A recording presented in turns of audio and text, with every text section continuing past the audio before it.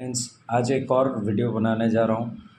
वो है related to retail investors का जो फेवरेट स्टॉक है एक येस बैंक बोलकर।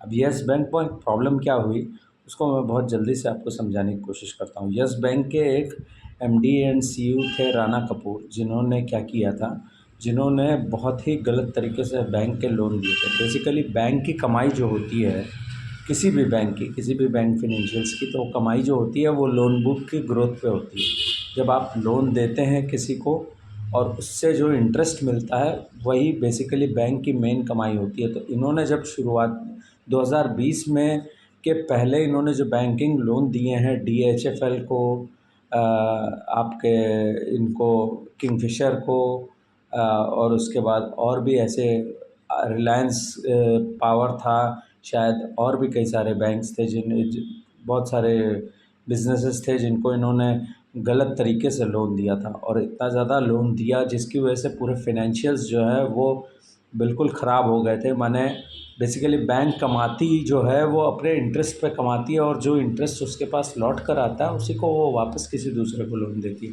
तो हुआ क्या, बेसिकली 2020 में करीब 11-12% एनपीए चला गया था बैंक का, जिसकी वजह से क्या हुआ, उनका पूरा जो सिस्टम है, सिनेरियो है, वो बिल्कुल ख़राब हो गया, एनपीए हो गया। इवन सेंट्रल गवर्नमेंट को आकर कहना पड़ा और एसबीआई को और भी कई सारी बैंकों को मिलकर एक कंसोर्टियम बनाना पड़ा, जिसके थ्रू एक एक कैपिटल दिया गया उस समय बैंक को चलाने के लिए। तो आप समझ सकते हैं जब कोई बिज़नेस में आप 12% 11% तक बैंक का एनपीए चला जाए तो वो पैसा वापस कहाँ से आएगा, वो पैसा तो वापस आएगा नहीं।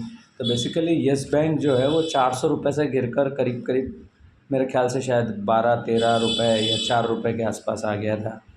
आज फैंटेसी ये है लोगों की येस बैंक से कि वो वापस 400 जाएगा, वो जाएगा नहीं। जाएगा ज़रूर, लेकिन कब जाएगा कोई ठीक नहीं है। बिकॉज़ प्रॉब्लम वही है, बिज़नेस 2019 से लेके अब तक ऑपरेटिंग लेवल पे नेगेटिव है। माने अगर आपने कोई चीज़ को, मैंने इसको सिंपल एग्जांपल में समझाऊं कि 10 रुपए की चीज़ बनाई और आप उसको बेचना चाह रहे हो 12 रुपए पे, लेकिन आप बेच 8 रुपए पे रहे हो, तो आपको शुरुआती लेवल पे ही लॉस हो रहा है। तो आप कैसे प्रॉफिटेबल होंगे? सबसे बड़ी प्रॉब्लम यही है इस बैंक के साथ। इसलिए ये एक्सपेक्टेशन रखना कि ये वापस 400 जाएगा, ये मुश्किल है। मेरा ये मानना है कि हमको फिर से असेस करना चाहिए चीज़ों को। Thank you so much.